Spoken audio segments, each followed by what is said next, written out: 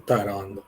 Ahí está, ahora. ¿Sabes por qué? Porque debe tener algún tema de la configuración con la grabación, la máquina de Cristian. ¿Qué puede ser? Pregunto para saber, no por otra cosa. Qué raro, nunca Y vi. a veces te pregunta si querés permitir que la tal persona grabe esta llamada. Ah, Te pregunta, yo me acuerdo que me preguntó una vez, después nunca más me lo volvió a preguntar. Yo porque dije sí, ya está. ok, no sabía eso.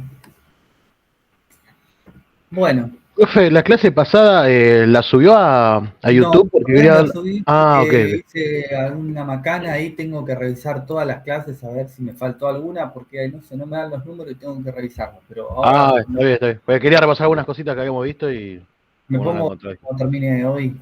Tranqui, no pasa nada, gracias. Igual había una que no había subido ya, pero a propósito, ¿no? No me acuerdo. Claro, pero por eso tengo que revisar a ver qué macana me mandé ahí, alguna me salteé o algo hice mal. Encima quiero hacerlo ahora porque la semana que viene tenemos, nosotros nos pega el feriado, nosotros nos zafamos, martes y jueves. Ah, sí, nos pega. La semana que viene tenemos jueves y viernes feriado. Claro. Ah, o sea, tenemos una sola clase. Bueno, vamos hoy a arrancar tema nuevo, ¿sí? Vamos a arrancar con base de datos. Por suerte, como les digo, tenemos una clase adelantado, que no es que vamos a terminar antes la cursada, sino que nos queda una clase más para Java, ¿sí? Que es mi idea siempre. Todo lo que podamos aprovechar, lo vamos a aprovechar para Java. Lo que vamos a hacer hoy es vamos a primero instalar aplicativos, ver un poco lo que tenemos que hacer y vamos a ver conceptos en general. Algún ejemplito vamos a hacer de base de datos muy por arriba, o por lo menos tiramos algunas instrucciones, pero lo que hago yo es primero hablamos un poco y después arrancamos con ejercitación, ¿sí? Lo primero que vamos a hacer es lo siguiente, voy a presentar mi pantalla.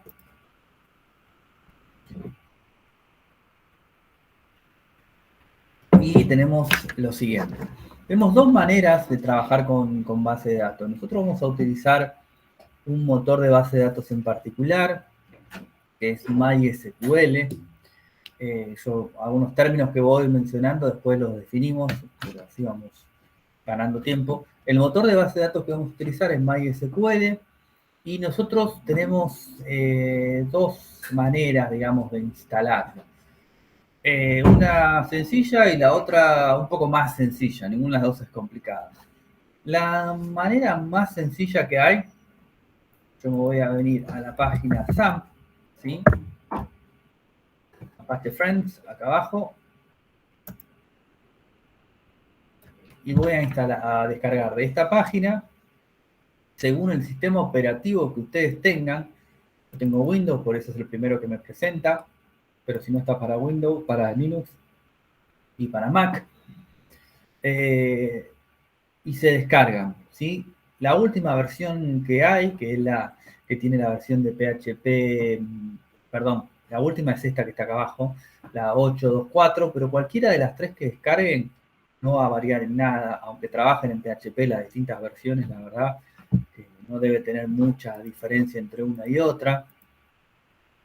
Se bajan cualquiera de estas versiones y lo que va a bajar es una aplicación que se llama SAMP, que es un conjunto de herramientas para desarrollar en PHP. Y una de las herramientas que baja es el motor de base de datos MySQL. ¿Cómo vamos a utilizar MySQL? La verdad es que sería una forma muy sencilla porque la aplicación esta ustedes la descargan lisa y llanamente, le dan siguiente, siguiente, siguiente, no tiene ninguna vuelta y va a descargar o va a abrir un panel similar a este, ¿sí? Que está acá. Yo tengo una versión anterior. A ver si en algún lado acá dice PHP INI, dice. A ver si me dice la versión de PHP, pero bueno, no importa, no viene al caso. Esperen que llegó alguien.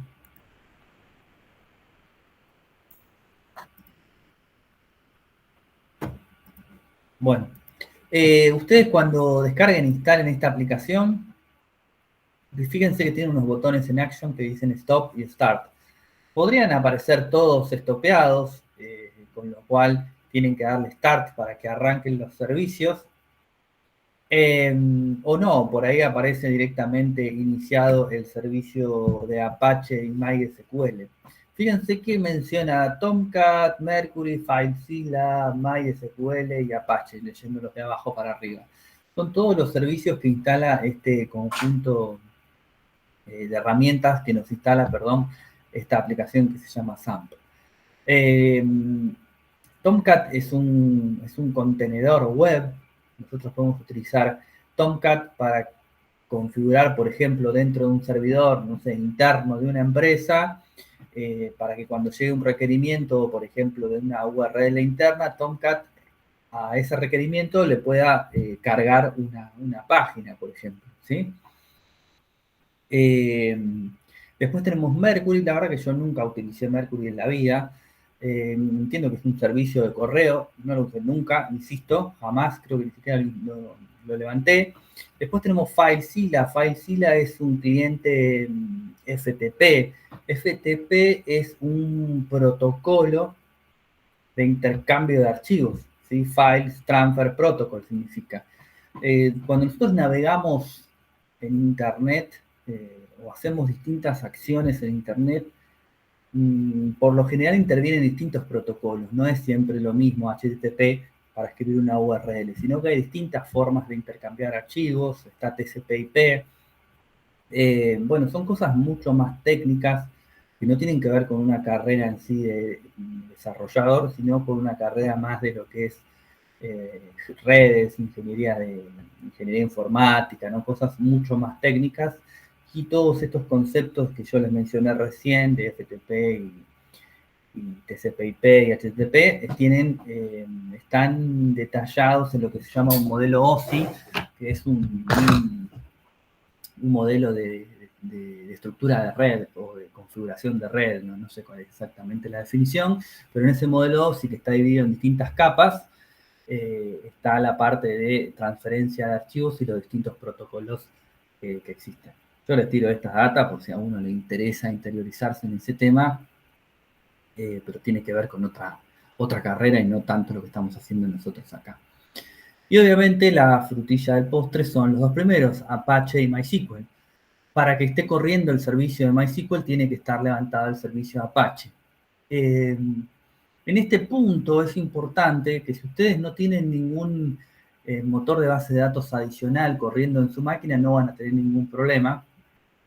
Se descargan la aplicación y la corren y levantan esos dos primeros servicios y nada, sale andando. Ahora, si ustedes tienen algún motor de bases de datos, por ejemplo, en mi caso yo tengo instalado en esta máquina SQL Server, que es el producto de Microsoft, interfiere con el servicio de MySQL y ocupa el puerto, que acá está detallado 3306, que es el puerto de comunicación de MySQL. Entonces, para yo poder levantar uno, tengo que bajar el otro. No pueden existir los dos en el mismo entorno. ¿Pueden? Sí, pueden. Se pueden configurar los puertos distintos. Sí.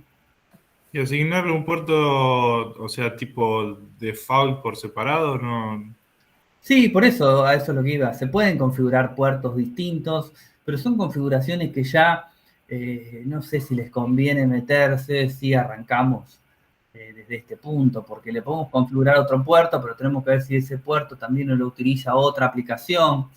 A ver, sí. ¿Cómo ¿Te podría...? hago una consulta? Ah, perdón. No, seguí vos, yo pregunto. Ok. Yo tengo de un curso anterior instalado MySQL y algo llamado Workbench o algo así. Sí, te sirve. Ahora iba eso, después era la opción número 1. Eso a mí, mira, desde mi absoluta ignorancia, porque en ese momento me dijeron, son 10 pasos, hagan los 10 pasos así y tiene que funcionar, y así funcionó. Yo de configuración no entiendo absolutamente nada, porque nosotros lo que hicimos en ese momento fue crear las bases de datos desde Java, así que ni siquiera utilicé, digamos, el motor de base de datos en sí mismo para crear las tablas ni nada. pero eso yo lo abro y funciona. Yo lo que tendría que hacer ahora en su momento sería crear una nueva base de datos dentro de esa aplicación. Sí, O vos sea, no no tendría que vos no instales nada.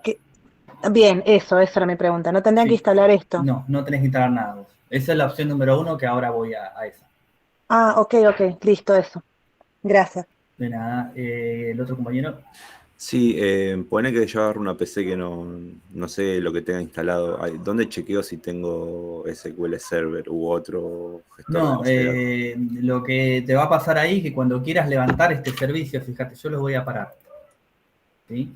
Si yo lo quiero arrancar, tarda un cachito, me levanta el de Apache igual de manera obligatoria, ¿sí? Pero levanta. ¿Sí? Ves que está corriendo, está en verde y aparece el botón de stop. ¿Sí? Si a vos no te arranca y acá te sale un cartel en rojo de que no está levantando, te va a decir acá que hay otro servicio que está interviniendo en este puerto que está acá. Y ahí tenés que empezar a buscar a ver cuál es ese servicio. Yo lo puedo arrancar por separado, pero yo no voy a poder levantar si no levanto el Apache, que va a ser el que va a publicar el gestor de base de datos, no lo voy a poder hacer andar. Entonces voy a arrancar las dos cosas. Pero igualmente el que interfiere en este puerto no es el SQL Server en sí, sino uno de los servicios que ofrece SQL Server. Si no es el Reporting Service, es el SQL Browser, bueno, uno de ellos es. Pero bueno, nada, eso es un poco más técnico. En líneas generales, esto le va a funcionar sin ningún problema. Bueno, la opción más sencilla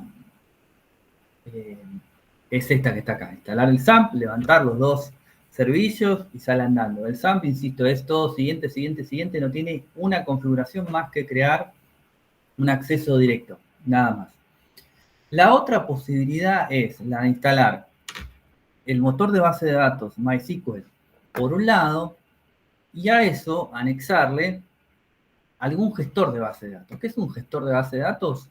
Es un IDE para motores de base de datos. ¿Sí? Un IDE, un programa que nos va a ayudar a nosotros a que todo sea más fácil, porque si no tengo que escribir todo por línea de comandos. ¿Sí? Entonces, ¿cómo sería la opción número 1? Que también es fácil, ¿sí? No es muy complicado. Me voy a venir a la página oficial de MySQL, que está acá. Me voy a venir a la parte de Downloads. Y fíjense que yo tengo acá abajo, muy chiquitito, MySQL Community Download. Esto es el motor de base de datos solo, pelado, gratuito, para yo poder transaccionar y crear bases de datos MySQL. ¿Sí? ¿Me alcanza? Ni.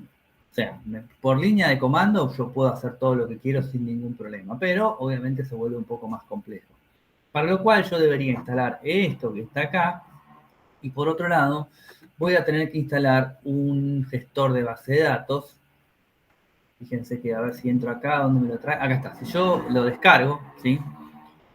Fíjense que tengo acá un montón de cosas, un montón de otras aplicaciones para trabajar con MySQL. Fíjense que tengo conectores J, conectores.NET, Node, C++, Python. ¿Qué es esto? Son los famosos, antes se le decía driver, los drivers que yo necesito para interactuar con esta base de datos. Y fíjense que tengo los distintos lenguajes, ¿sí? C++, Java, .NET, Node, ODBC y Python. Hoy esto no se maneja así, sino que se maneja con un gestor de dependencias. Bueno, lo veremos en Java, no se preocupen. Pero no lo necesitamos. Lo que sí vamos a necesitar es justamente lo que mencionaba la compañera, esto que está acá. Un gestor de base de datos, como yo les dije recién, es un IDE. Y también recuerda que cuando yo hablé de IDE era a gusto de cada uno. Algunos me pueden decir, no, es mejor el Visual Studio Code, otro el NetBeans, otro el Eclipse, otro el IntelliJ, otro el PHP Storm, otro el, no sé, a uno que se le ocurra.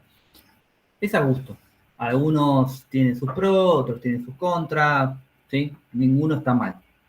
Nosotros, para homogeneizar un poco la clase, vamos a utilizar este producto Workbench, que es el que viene por oficial en la página de MySQL. Justamente, fíjense que está en la página de MySQL. Hay otros, hay un montón, ¿sí? Yo tengo, por ejemplo, acá, fíjense, este que se llama Heidi, ¿sí? Es bastante livianito, cosa que está bueno. Algunas cositas a mí no me gustan, como hacer doble clic en algunas pantallas. Bueno, se puede configurar igual, pero me refiero a que tiene algunas cosas medio engorrosas, otras más limpias, ¿sí? Cada uno le sirve lo que se acostumbra, digamos. Hay otros, y también aparte puedo conectar un gestor de base de datos, podría ser SQLite,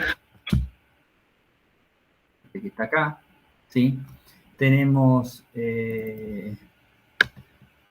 ¿cómo es? DBViewer, ¿cómo es? Sí, justo, ahí me salió. DBViewer, ¿sí? Este del castorcito, ¿es un castor o un oso? Bueno, no sé qué.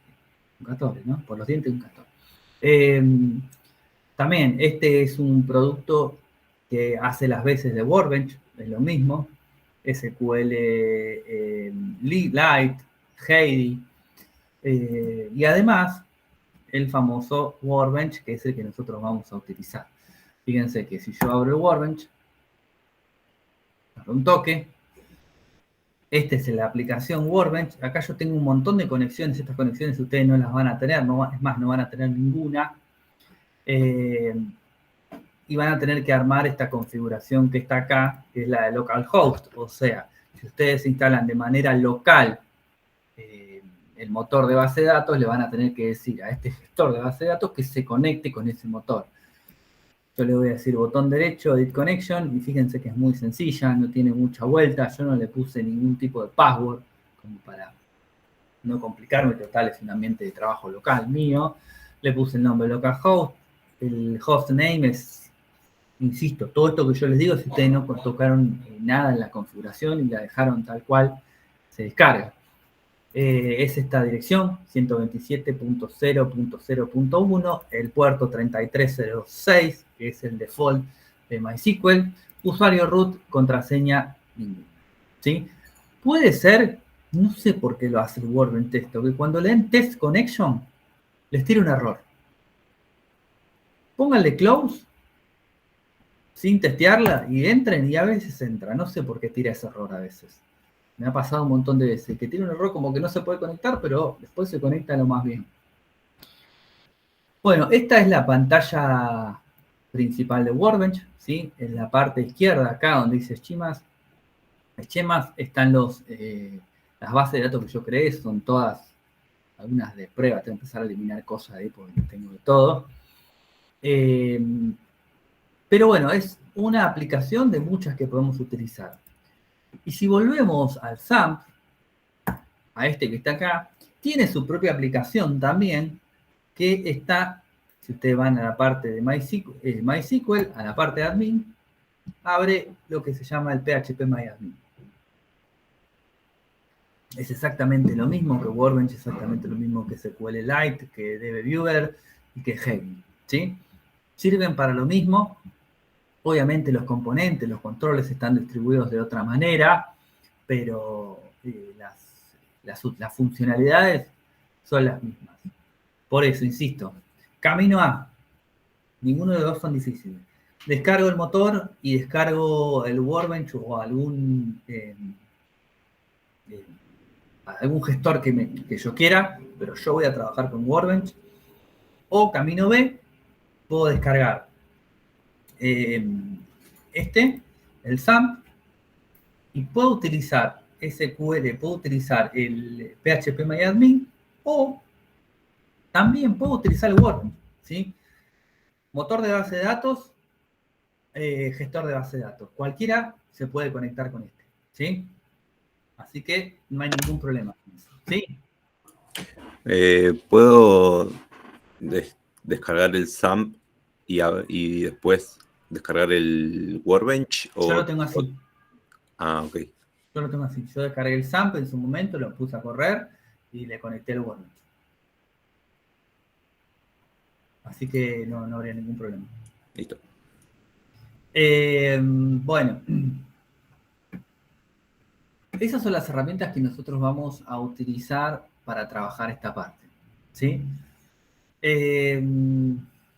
Vamos a arrancar viendo algunas cosas.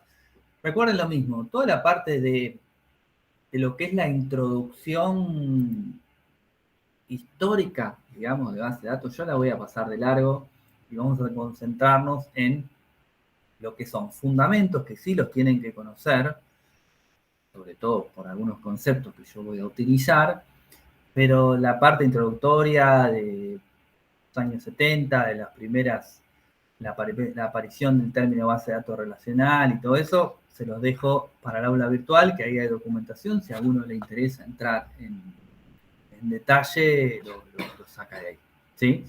Pero bueno, nosotros vamos a ir directamente a trabajar en la práctica, pero sí un poco en lo que es definiciones. Yo voy a hacer lo siguiente acá. Esto es un archivito que después iremos viendo algunos conceptos acá. Este archivito se los voy a grabar en la carpeta del día de hoy. Y este archivito es un .sql, es un archivo donde se van a guardar todas las instrucciones SQL, pero lo pueden abrir inclusive con un botón derecho del bloc de notas, ¿sí? No tiene nada, no es un archivo codificado, ni nada por el estilo, ni compilado, que no lo van a poder leer, sí, tiene todo texto. Yo tengo una definición para lo que es una base de datos relacional, que sería esta que está acá. Voy a ponerlo ahí. Vamos a hablar primero de base de datos. Una base de datos relacional define un conjunto de reglas que se deben respetar para almacenar la información que se necesite, ¿sí? ¿Hay más precisas? Sí, hay más precisas, todo lo que ustedes quieran, pero esta es una que sirve perfectamente porque estamos hablando, o nuestro curso siempre va a hacer referencia a una base de datos para una aplicación. Nosotros vamos a definir cómo va a ser un repositorio en el cual nosotros vamos a almacenar información. Primer punto, ahí yo hablé de repositorio. Tengamos en cuenta lo siguiente, todo lo que vimos hasta este punto, hasta el día de hoy, lo podemos estructurar en tres partes. Vimos frontend, ustedes saben que ahí vimos HTML, CSS, Bootstrap, vimos cómo hacer páginas lindas, feas, no viene al caso, pero vimos cómo hacer una vista. También vimos en JavaScript que nosotros podíamos cargar datos, ¿sí? A pesar de que trabajamos o utilizamos la palabra constante o variable, sabemos que cerramos el navegador y esa información se pierde, ¿sí? Lo que vamos a ver a partir de hoy es cómo construir un repositorio donde la información quede almacenada, la información persista, ¿sí? Este repositorio que nosotros vamos a definir, le vamos a dar una serie de reglas para almacenar esta información y que esa información no solo perdure en el tiempo, sino que yo después la pueda recuperar y manipular. Entonces, cuando yo defina esta base de datos con todas sus reglas, una vez que la haya definido, yo voy a tener que cumplir esas reglas a rajatabla, ¿sí? No le voy a poder guardar una información que no corresponda en un lugar que no corresponda, porque una vez que yo defina la base de datos, va a ser el motor de base de datos el que se va a encargar de administrar la información y hacer que se cumplan esas reglas que yo definí. Hay un montón de reglas para aplicarle, vamos a empezar de a poco, pero vamos a tratar de verlas todas juntas. Una cosa para tener en cuenta. Una base de datos va a guardar una información correspondiente a un tema en particular, ¿sí? ¿Por qué digo esto? Si yo tengo una cadena o una empresa que venda electrodomésticos, dentro de esa base de datos yo voy a guardar toda la información que guarde o que tenga alguna relación con mi empresa de electrodomésticos, con mi casa de artículos para el hogar. Yo no voy a guardar en esa base de datos las patentes de mi auto personal o las cuotas de los chicos del colegio o no sé, qué sé yo, lo que a ustedes se les ocurra, sino que la base de datos esa va a almacenar información específica a un tema puntual. Esa base de datos va a estar organizada internamente en diferentes lugares, en diferentes cajones, donde yo voy a poner en esos cajones la información separada en temas. Por ejemplo, voy a tener dentro de mi base de datos la información de mis clientes, voy a tener la información de mis empleados, la información de mis productos, la información de mis ventas, la información de mis proveedores. Dentro de cada una de las cajas yo no voy a mezclar, voy a poner cada cosa en su lugar, ¿sí? Y acá viene el concepto de base de datos relacional. ¿Por qué? Porque cada una de esas cajas van a estar relacionadas entre sí y yo voy a poder recuperar la información que yo necesite siempre siguiendo esa relación, ¿sí? Una base de datos va a estar formada por objetos, ¿sí? Entonces, base de datos, de nuevo, y estos objetos van a ser, tengo anotado ahí porque me voy olvidando, ¿sí? Las tablas, las vistas, las funciones, store, procedures, y un poquito más apartado vamos a poner lenguaje, ¿sí? Estos son los objetos que van a formar una base de datos. Las tablas, ¿sí?, que las vamos a llamar también entidades, son estos cajones dentro de la base de datos donde yo voy a separar la información según el tipo de información que sea, ¿sí? ¿No van ahí? Uy, puse el coso, ¿cómo lo saco? Las vistas son trozos de información de estas tablas que están acá, que van a ser solamente para leer. Yo no voy a poder modificar esta información que esté dentro de las vistas, ¿sí? Listo, todo lo que vemos ahora es paneo general, después iremos entrando en detalle de todo esto que está acá. Las funciones son de dos tipos. Yo puedo crear funciones propias mías para trabajar en esa base de datos, o tengo funciones propias del sistema. Por ejemplo, yo tengo una función, ¿se acuerdan cuando vimos la parte de arrays y la parte de los strings y vimos las funciones de los strings, o los métodos de los strings, mejor dicho? Bueno, esos métodos ya estaban codificados, ya estaban listos para usar por parte de JavaScript, y yo lo único que tenía que hacer es llamarlos y pasarle algún dato si es que necesitaba, si no, directamente llamo a ese método y listo. Bueno, las funciones del sistema es exactamente eso, son funciones que ya están escritas y yo solamente las tengo que llamar y decirle lo que quiero hacer. Justamente dentro de las funciones del sistema tengo, por ejemplo, replace. Yo puedo a los datos de mi base, de mis tablas, cambiarlo por otra cosa, no sé, donde hay un punto, poner una barra, donde hay una coma, poner un punto, ¿sí? Pero es una función que ya está hecha. ¿Qué le tengo que suministrar a replace? ¿A dónde lo quiero cambiar? ¿Y qué por qué? O sea, punto por barra, asterisco por más, lo que sea, ¿sí? Tengo funciones del sistema que me devuelven la cantidad de datos que tengo cargado, los tipos de datos que tengo en una tabla. Hay cientos de funciones del sistema, pero acá sí hay cientos, no son 20 ni 30, hay muchísimas. Y todas tienen alguna información adicional que me puedo llegar a utilizar. Pero ya está escrito. Y a su vez, también puedo crear mis propias funciones, ¿sí? Yo puedo crear una función que haga algo en particular. Me viene al caso ahora qué sé yo, no sé. Que me ponga, no sé, el tercer carácter de un dato específico en mayúscula, ¿sí? Lo podría hacer con una función propia mía, no sé para qué, pero bueno, lo puedo hacer. Y después tenemos los store procedures. Los store procedures son procedimientos almacenados. Si yo tengo que ejecutar alguna acción sobre mis datos de manera reiterativa, vamos a suponer que yo tengo que una vez por mes, tiro cualquier cosa, ¿no? Eliminar una cierta cantidad de datos, ¿sí?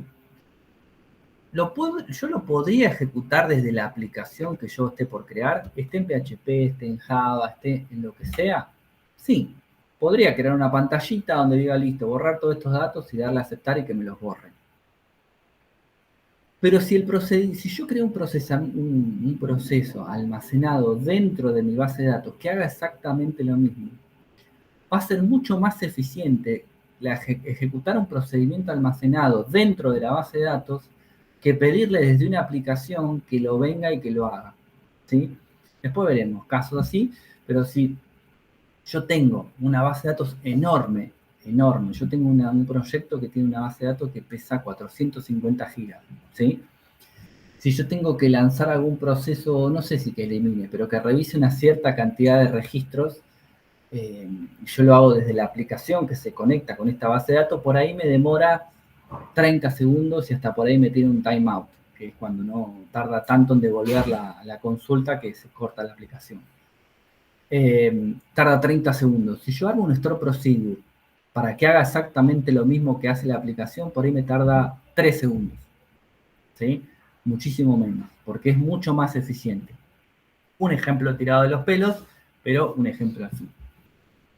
Y por otro lado, y esto lo puse por separado, porque no tiene que ver con un objeto propio de la base de datos, está el lenguaje, ¿sí? Y acá viene un tema importantísimo. SQL, ¿sí? SQL es un lenguaje de programación. Tal cual lo es PHP, tal cual lo es Java, tal cual es Python. Tiene todas las estructuras que ustedes ya vieron y ya conocen.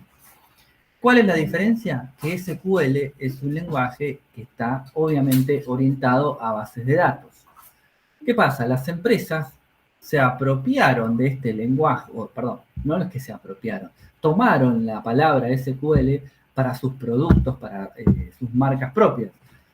MySQL, ¿sí? Agregaron, por eso si ustedes se fijan el logo, dice My en un color y SQL de otro. SQL Server también lo hizo, ¿sí? Pero es un lenguaje de programación que nos va a servir para prácticamente todos los motores de bases de datos.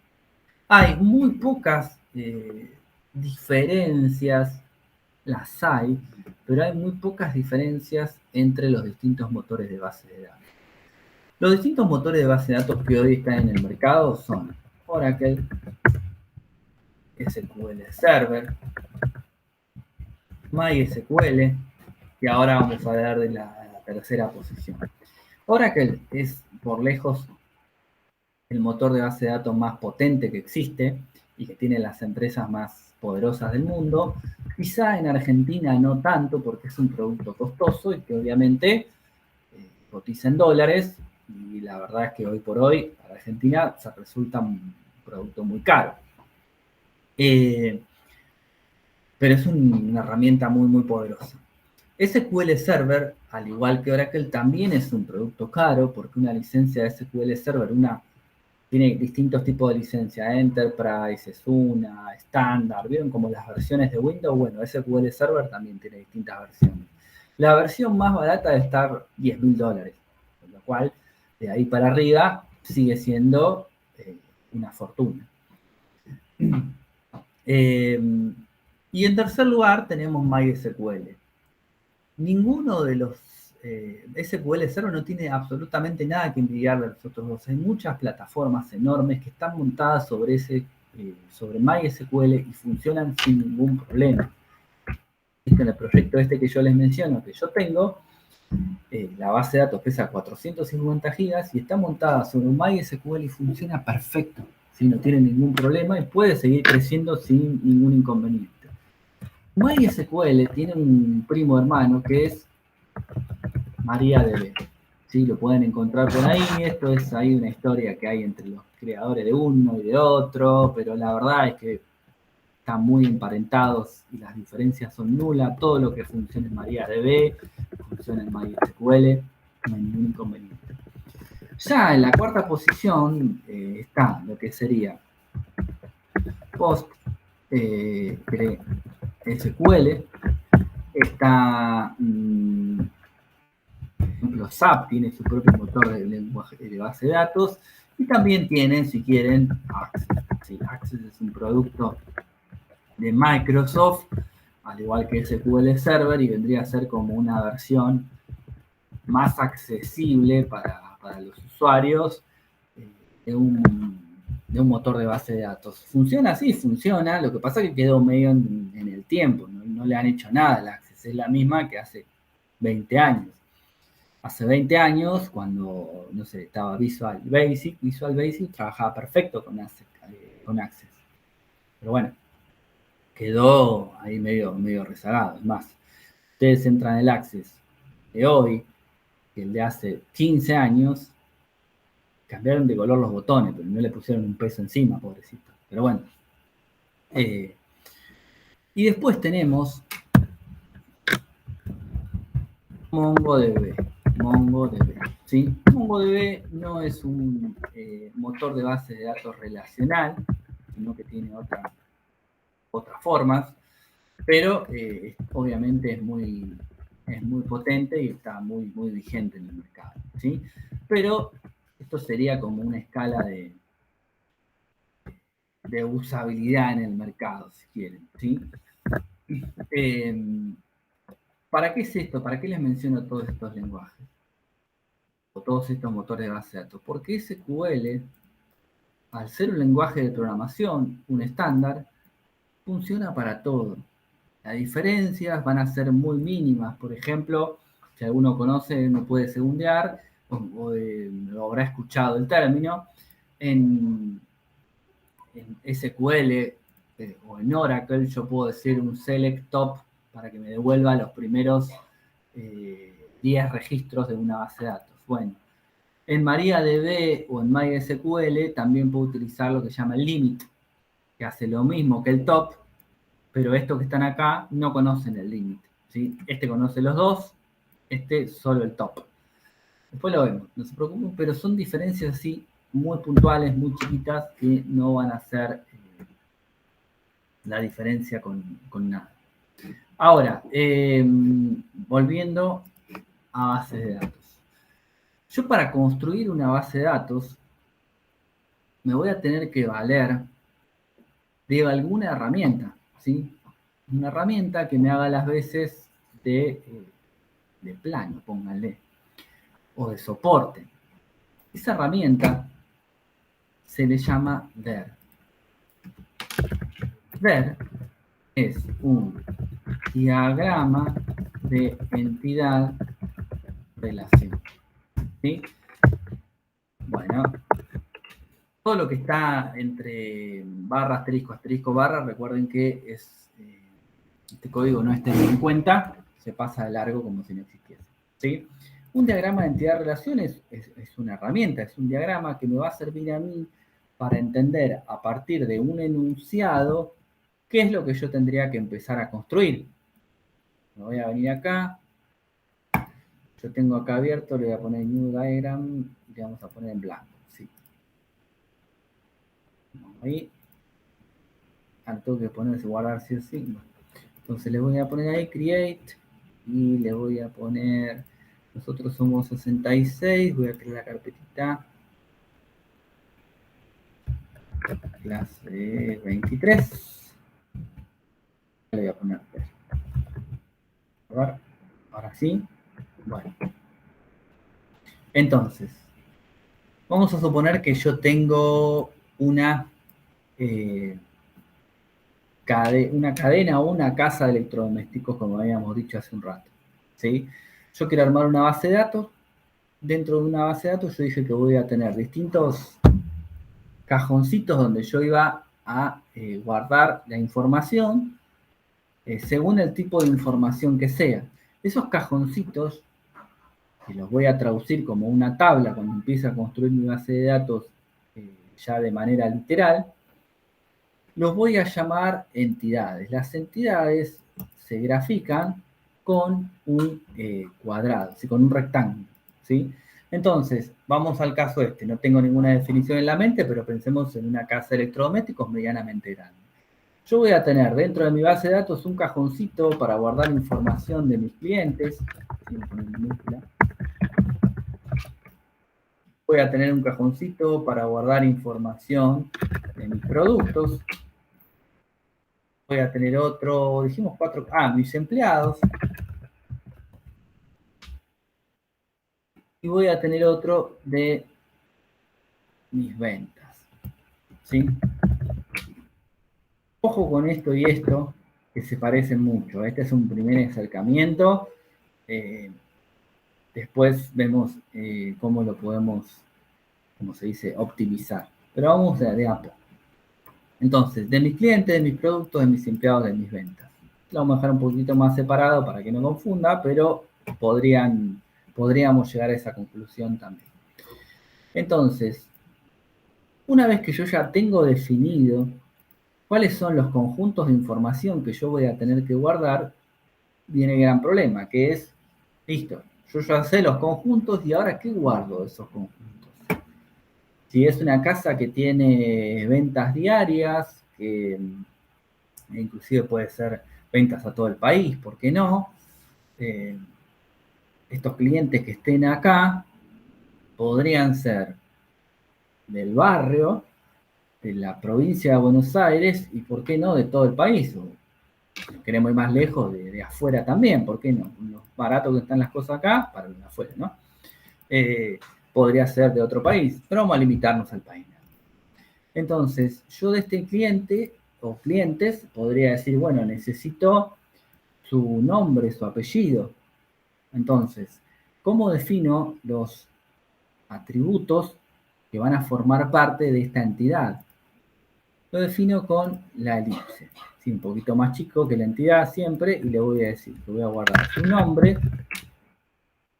Lo voy a empezar a escribir alrededor de mi entidad. Vamos a poner poquitos ahora.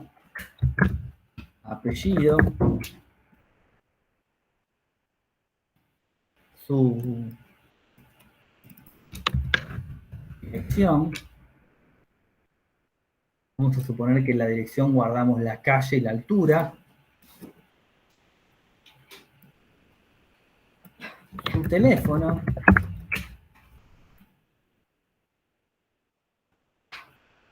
Vamos a poner uno más. Y vamos a guardar su mail. ¿Sí? A propósito, sé que hay algunos datos que me los estoy comiendo, pero a propósito. No importa el tamaño de los elipses, eso no es nada. Y ahora lo que vamos a hacer es, vamos a conectar este dato con la entidad. ¿Sí? Como si fuese una mancha de esas que perseguía, ¿se acuerdan de la Pantera Rosa? Bueno, más jóvenes no van a saber ni quién es la Pantera Rosa, creo, pero... Así. Te banco, Nico.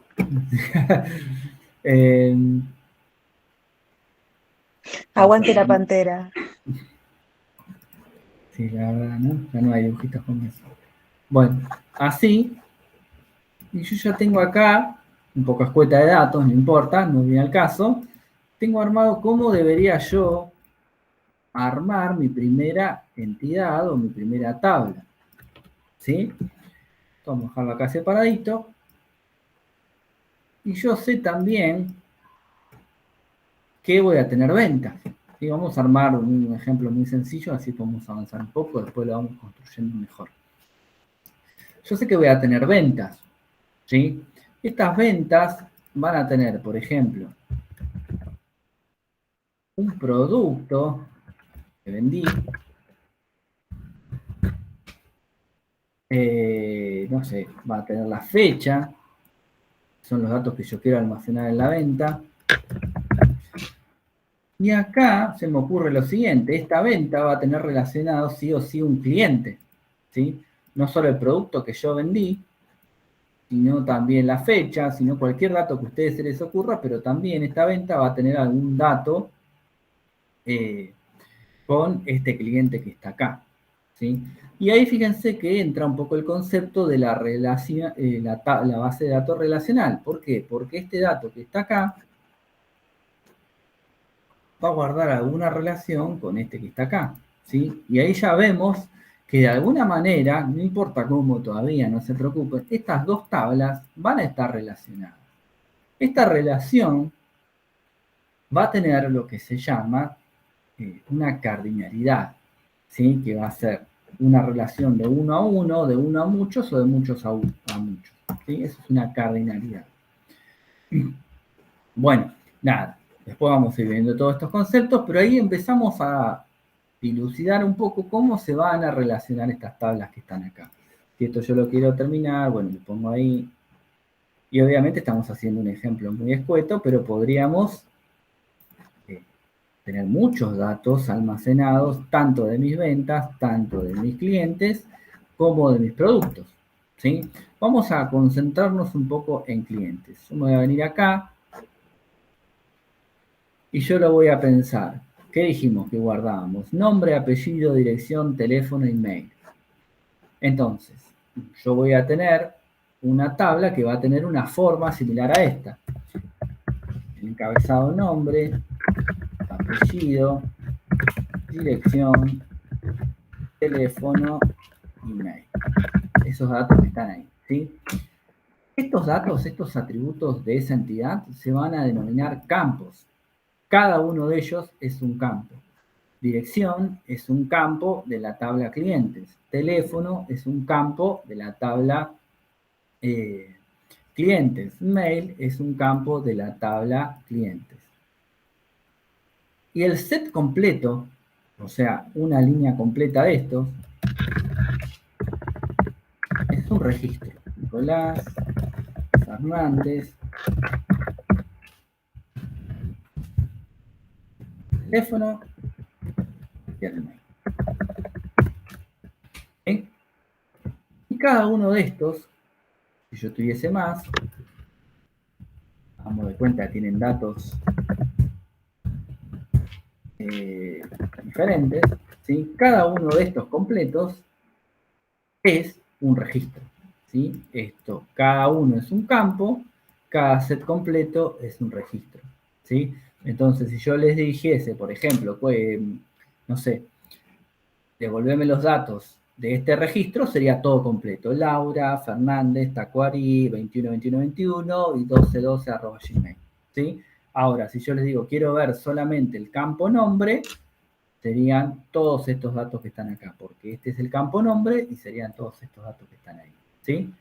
Campos, registros. Ahora, esto nos sirve ni. ¿Por qué? Porque yo dije que nosotros necesitamos manipular y recuperar la información, ¿sí? Con lo cual, si yo tuviese esto, podría pasar tranquilamente. Yo soy Nicolás Fernández y tengo Nicolás Fernández, Nicolás.Fernández 4. Quiere decir que mínimo hay otros 3 Nicolás Fernández, aparte de mí.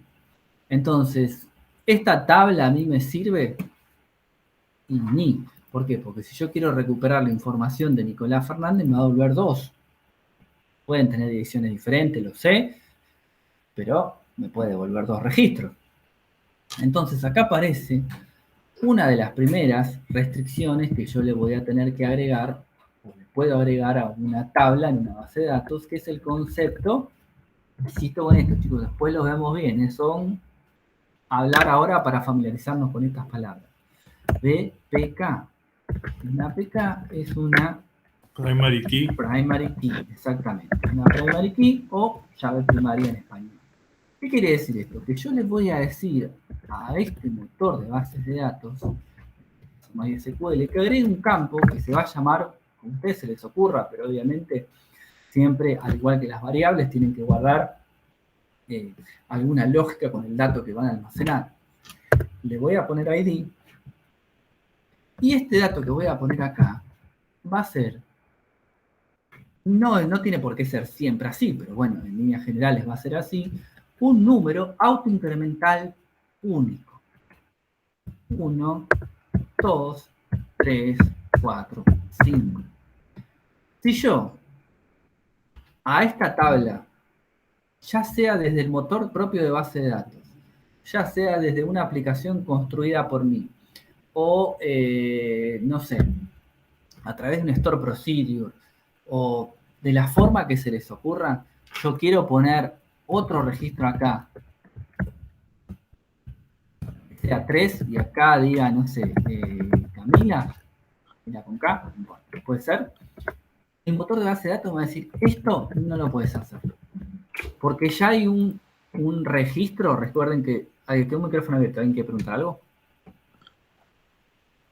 No. Bueno. No, perdón. No pasa nada.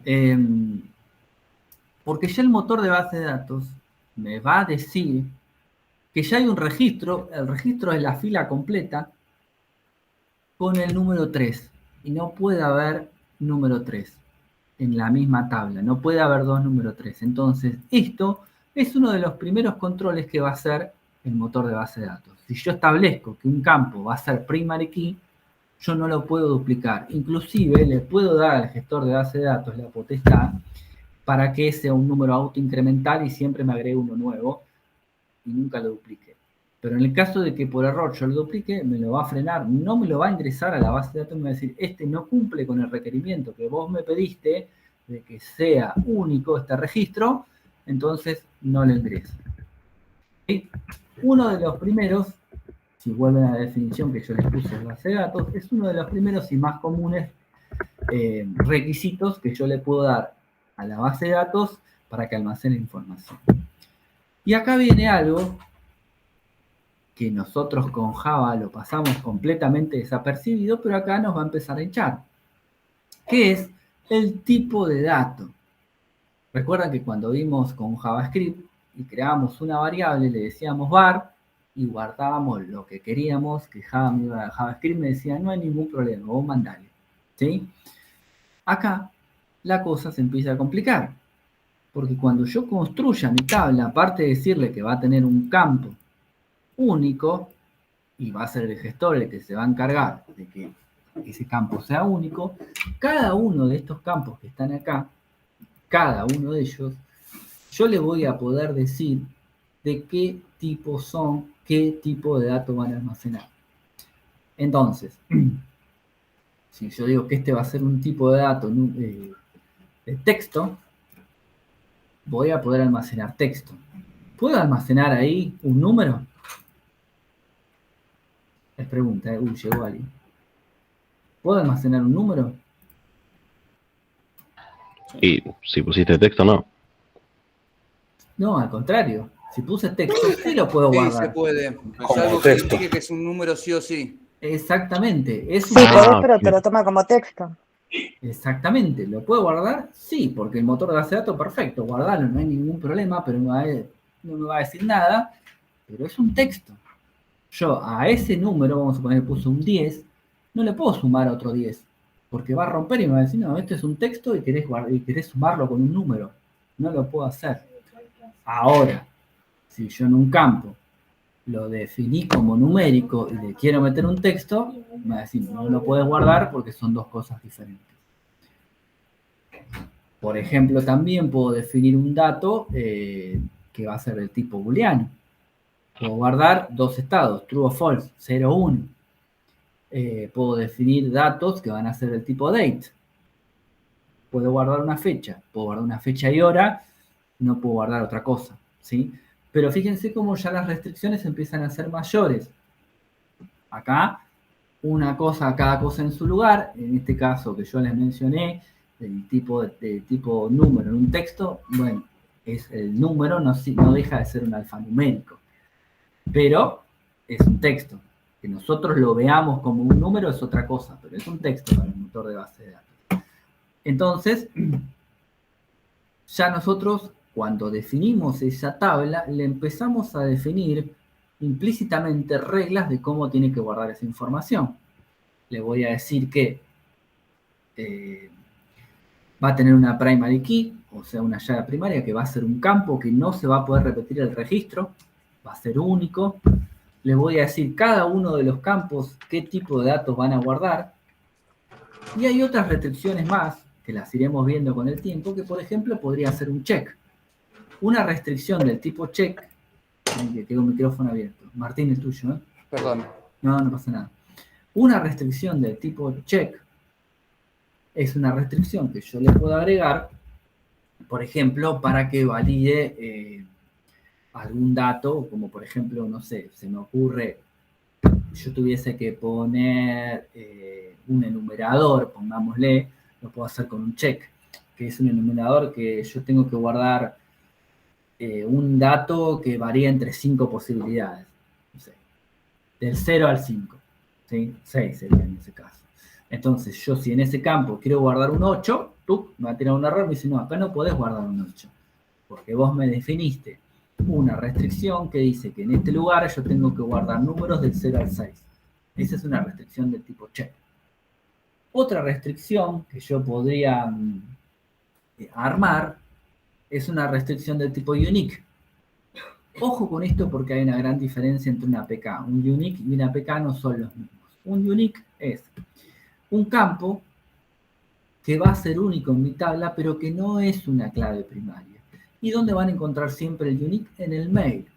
Porque yo no debería poder guardar dentro de mi tabla, por ejemplo, de clientes, 2 mails que son iguales, porque si son diferentes personas, no deberían tener el mismo mail.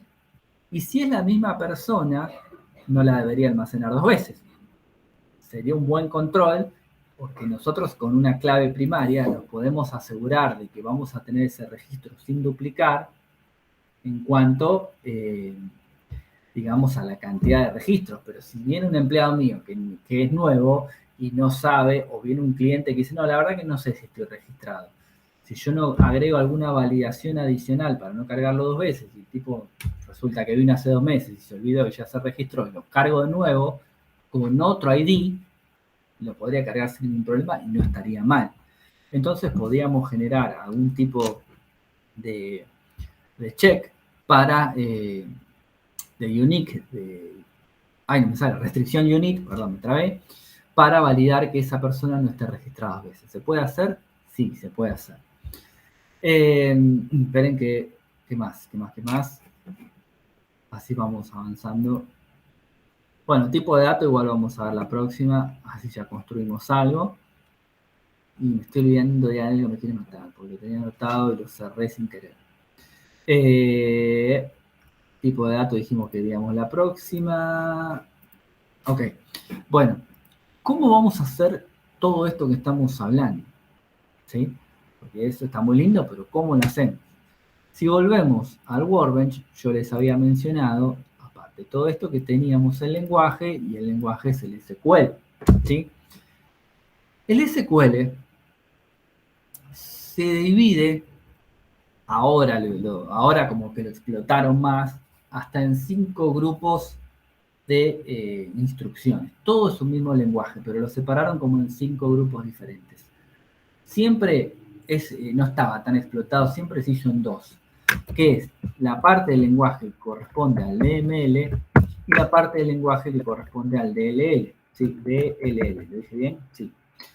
DML es lenguaje de manipulación de datos, Data Definition Language, y DLL, Data, esperen que me equivoqué, no, es DDL, por eso, DDL. DML es Data Manipulation Language y DDL, Data Definition Language. ¿Qué sería esto? Esto que está acá, definición de datos, son todas las instrucciones del lenguaje para que yo pueda crear la estructura de mi base de datos y de mis tablas y de todo lo que lo conlleva, las restricciones que les mencioné, todo, ¿sí? Y el DML es la parte del lenguaje que se encarga que con la estructura creada empezar a meter información o manipularla, por eso la M de manipulación, ¿sí? ¿Qué sería? Ingresar datos, eliminar datos, ver datos y obviamente actualizar datos. Insert, delete, update y select. Son las 4 instrucciones que más van a ver en este lenguaje. Y dentro del DLL, obviamente tenemos todo lo que es create, todo lo que es drop, en toda su forma. Yo quisiese crear una base de datos en este momento, me voy a venir acá, afuera de la parte celeste, y le voy a decir create, base, y le voy a decir prueba 66, termino con punto y coma. Voy a seleccionar eso que está ahí y le voy a dar al rayito que está acá. En este gestor de base de datos. En otro será con otra acción, que es con un play. Este tiene un play azul. El Workbench tiene un botón que dice ejecutar, algo así. Workbench no, el PHP-MyAdmin. Son distintos programas. Hacen lo mismo, pero ubicados de diferentes maneras. Y por eso yo digo que vamos con todos para ir todos juntos. Si yo le doy el rayito, tarda un toque. Fíjense que tiene un tilde verde y me dice one row affected, una fila afectada. Y si yo me vengo por acá, no, perdón, lo tengo que refrescar acá, no dije nada, lo refresco primero y ahí debería aparecer. Prueba 66, está acá. Fíjense que tengo un triangulito para desplegar opciones. Si lo despliego, miren quién aparece. Tables, View, Store Procedure y Function. Tables, vistas, funciones y Store Procedure. Bueno, puse en otro orden, pero sí es lo mismo. Entonces, todos estos elementos que están acá son los que van a componer esta base de datos. Y obviamente, cuando yo empiece a generar otros objetos dentro de esto, me va a aparecer acá un triangulito para que yo pueda ver lo que hay dentro de cada una de estas categorías. Así como yo tengo el create, tengo el drop, database, prueba, y 6,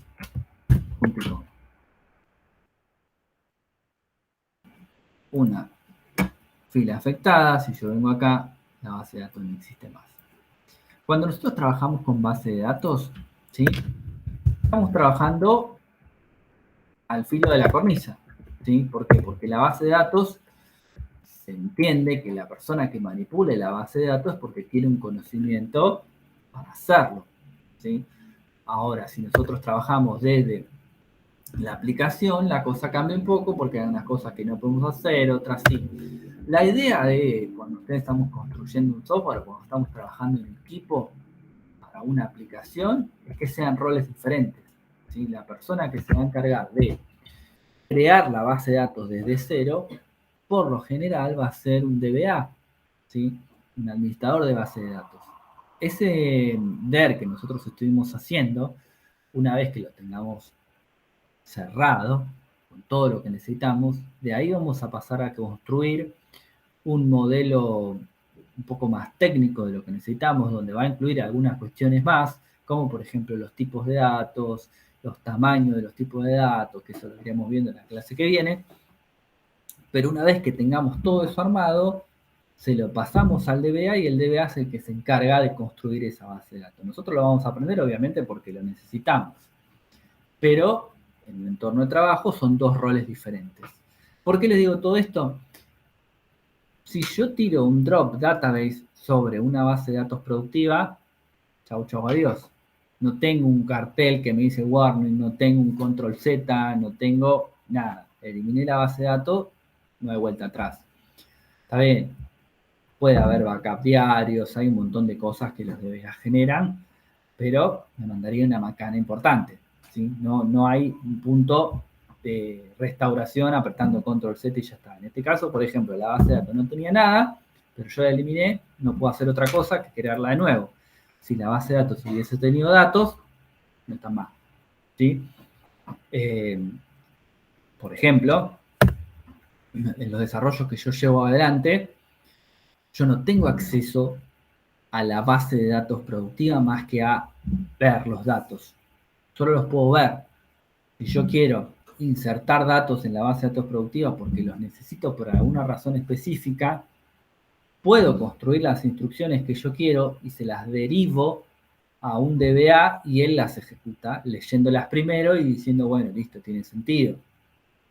Si yo le mando de la nada un drop table o un drop database, el DBA me va a preguntar, pero mira que estás queriendo eliminar la base de datos, ¿sí? Pero yo, desde mi perfil, por más que tenga a cargo un proyecto, no puedo trabajar directamente sobre la base de datos, sino que hay un perfil intermedio que se encarga de controlar lo que yo hago en definitiva con esa base de datos. Ahí entra un poco en juego lo que yo les mencionaba recién de los dos tipos, en realidad es un solo lenguaje, pero dos tipos de instrucciones. ¿Por qué? Porque esto que está acá, que es la definición de la base de datos, en ese proyecto que yo les menciono, es el que yo no tengo acceso. Pero esto sí. Yo en la base de datos sí puedo crear datos, sí los puedo modificar y sí puedo borrar. Pero lo que no puedo es crear tablas nuevas, no puedo crear campos nuevos, no puedo eliminar tablas ni campos. ¿Sí? Yo tengo que crear la instrucción, mandársela al DBA y el DBA lo ejecuta. ¿Sí? Entonces, sabiendo esto, los motores de base de datos me permiten a mí, esto nosotros no lo vemos porque no se llega ni ahí, podés crear o podemos crear diferentes roles para cada usuario con diferentes permisos. Esta persona puede crear todo, esta persona solo puede crear, aquella solo puede ver, aquella puede crear algo y puede crear tablas, no sé. Son distintos perfiles que se pueden crear y asignar a diferentes usuarios. Eso está buenísimo. Obviamente, ese es el fuerte quizá de los servicios pagos, pero también se puede hacer sin problema acá. Bueno, por hoy me parece que terminamos acá porque hablé un montón y ya nos tenemos que meter la semana que viene. Empezar a construir algo, ¿sí? ¿Podemos crear una base de datos? Sí, podemos crearla y la vamos a poner en uso diciendo la palabra reservada use y el nombre de la base de datos. Fíjense lo siguiente. No tengo nada en negrita acá. Si yo le doy use y ejecuto, ¿dónde está? Ah, le tengo que refrescar. Y ahora prueba 66 lo tengo en negrita. ¿Sí? El use es para ponerla en uso y todo lo que ejecute se va a ejecutar sobre esta que está acá. Bueno, perdón por la clase extensa.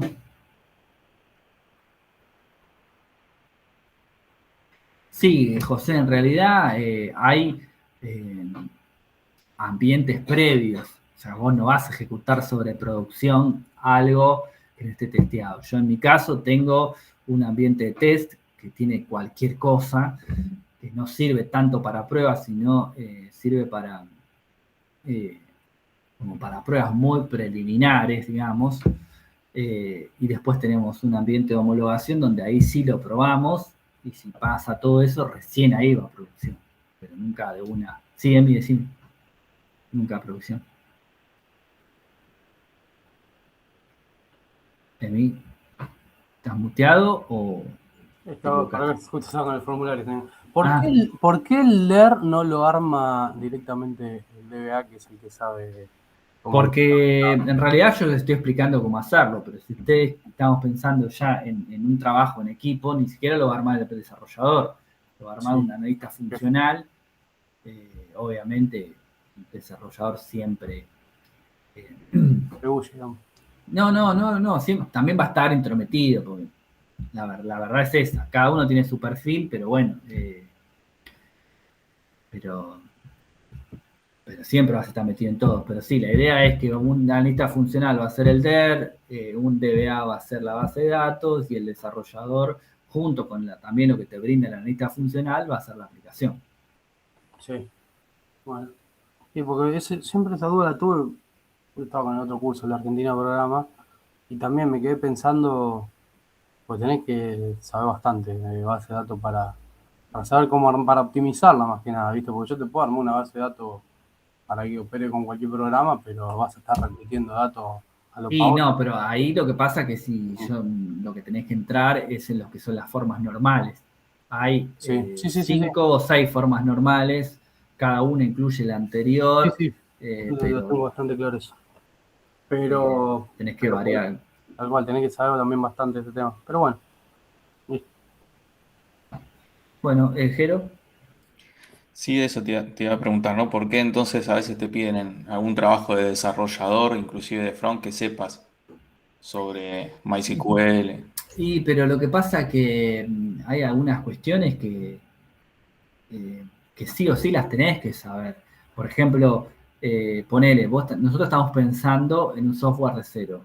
Nunca te va a tocar un software de cero, ojalá sea así. Vos te van a tirar por la cabeza un software que está corriendo hace 10 años y te van a decir, bueno, le quiero agregar, no sé, una funcionalidad que haga tal cosa. Sí, como desarrollador vos la hacés, pero resulta que también le tenés que crear columnas nuevas a la base, no va a funcionar sino. Entonces, SQL sí o sí necesitas saber, es como, si bien hay roles diferentes, tenés que conocerlo, si no, no te queda otra. Es más, a vos te pueden dar un desarrollo que la lista funcional no lo pensó bien y vos como desarrollador podés decir, no, mirá, esto lo hiciste o lo pensaste así, lo podríamos hacer de esta otra manera y es más óptimo, y sí. Entonces también tenés que conocer de análisis funcional. Como que es un combo, no te podés quedar solamente con un perfil porque cuesta mucho. ¿Sí? Buenísimo, gracias. Bueno, chicos, nada más. Vamos a dejar de grabar. Y bueno.